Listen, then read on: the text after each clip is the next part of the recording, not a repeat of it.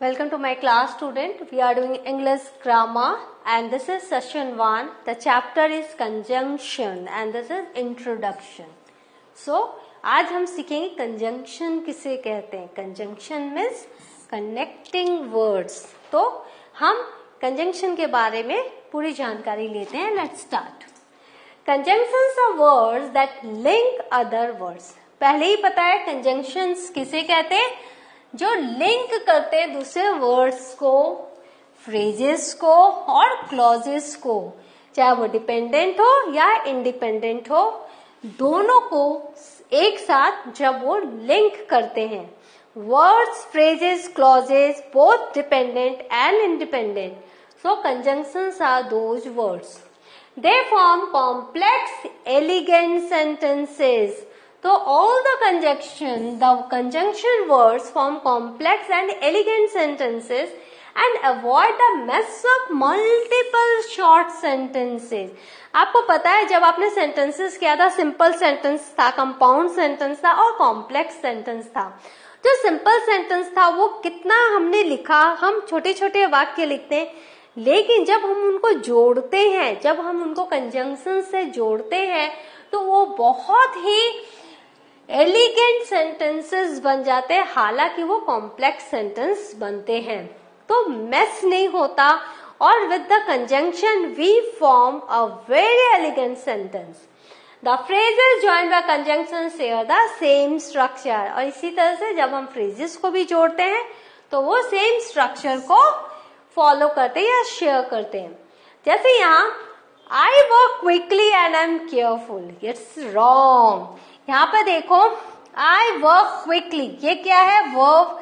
Adverb बता रहा है कैसे मैं काम करता हूं.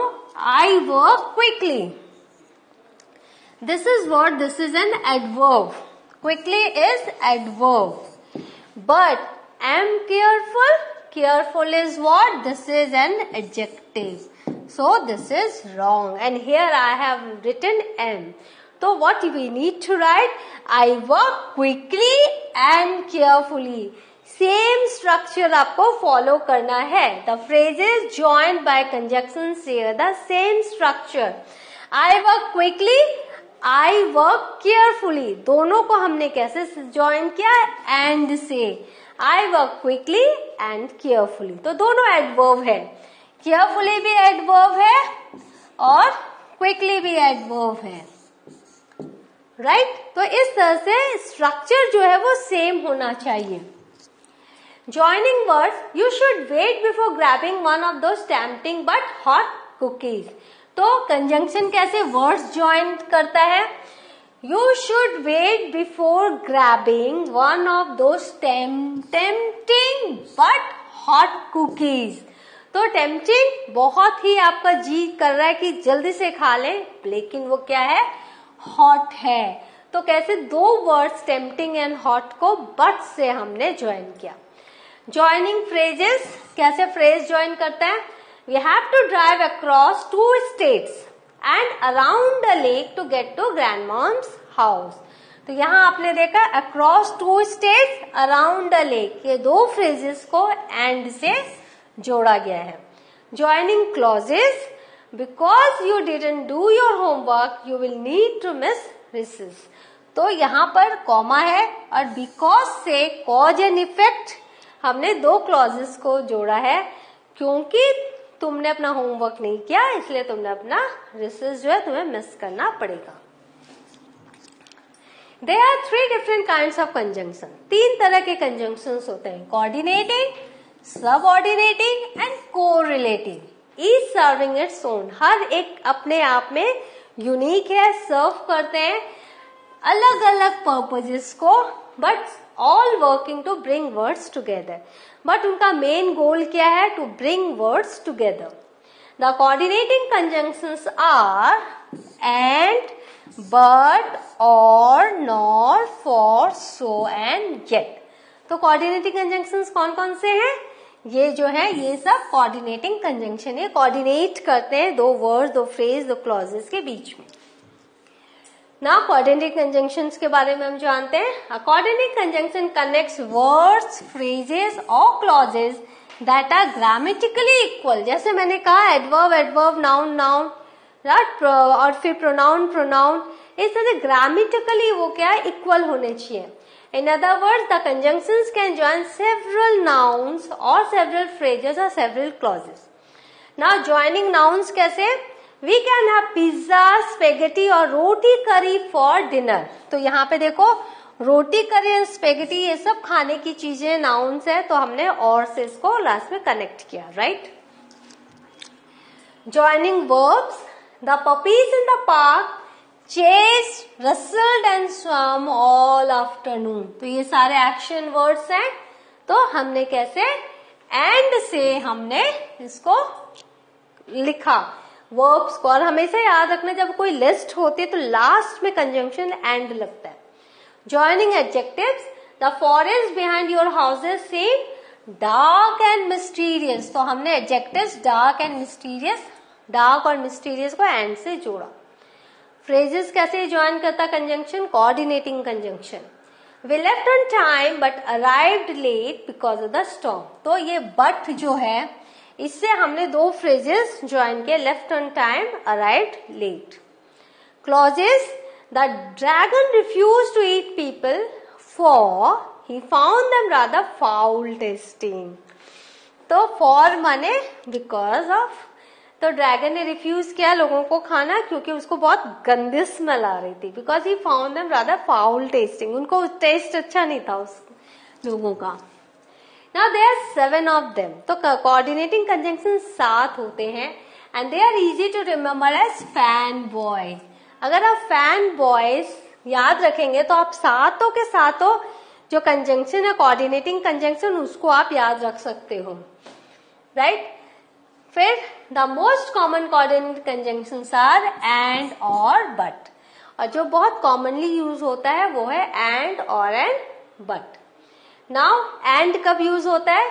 जब हम दो या उससे ज्यादा पॉजिटिव आइडियाज को जोड़ते हैं, राइट. कंबाइंस 2 और मोर पॉजिटिव आइडियाज. बट कब होता है? जब हम 2 और more true but contrasting ideas को जोड़ते हैं. ट्रू सच लेकिन कंट्रास्टिंग, एक दूसरे से थोड़ा अलग, जब उनको हम जोड़ते तो बट से जोड़ते हैं.